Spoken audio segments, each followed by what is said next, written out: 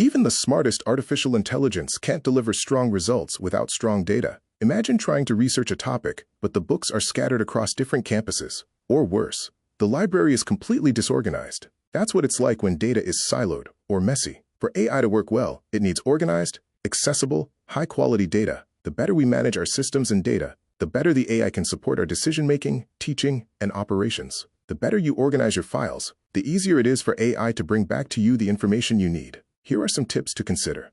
Do not create multiple copies of the same file. This makes it hard for the AI system to understand which version has the most up-to-date information. Modern document creation tools like Google Drive and Microsoft OneDrive automatically have a history of every edit created of a file. You can easily go back to an older copy if needed. Store the data you want to use with the AI model in a location that is accessible by the AI model. This will mean storing data in Google Drive if you are using Google Gemini, or Microsoft OneDrive if you are using Microsoft Copilot. If data is saved on your computer's desktop or My Documents folder, the AI model cannot see that data to help bring back an answer to your question.